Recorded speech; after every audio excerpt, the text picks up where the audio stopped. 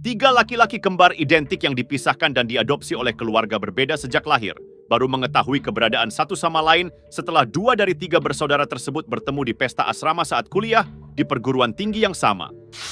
Sekelompok kembar tiga yang bertahun-tahun terpisah, akhirnya mengetahui bahwa mereka adalah bagian dari eksperimen sosial. Percobaan tersebut memberikan pengaruh signifikan terhadap kehidupan ketiganya. Eksperimen terhadap kembar tiga tersebut dilakukan oleh seorang psikiater asal New York, Peter Neubauer.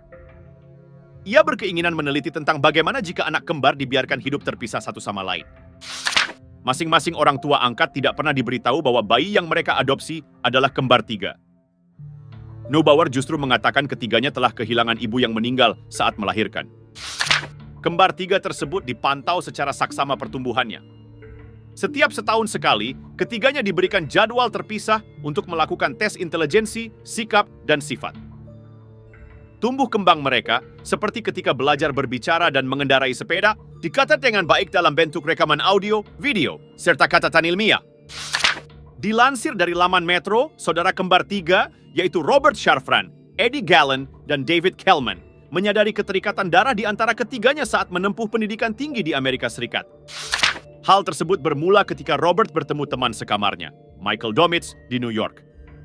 Michael mengaku bahwa kebiasaan hidup Robert sangat mirip dengan teman kamar sebelumnya, Eddie Gallen.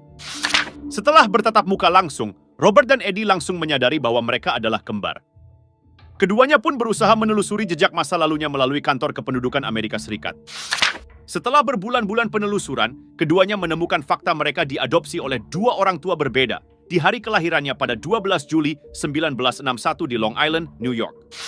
Kisah kembar yang terpisah lama itu kemudian dimuat di beberapa surat kabar nasional dan memunculkan fakta baru yang mengejutkan, yakni ada seorang lagi kembaran mereka bernama David Kellman.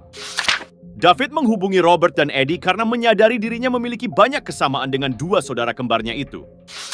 Claire Kellman, ibu angkat dari David Kellman, mengaku telah mencium sesuatu yang janggal sejak lama. Saya ingat David kecil pernah tiba-tiba berkata bahwa dia memiliki saudara laki-laki ketika bangun tidur, ujar Claire.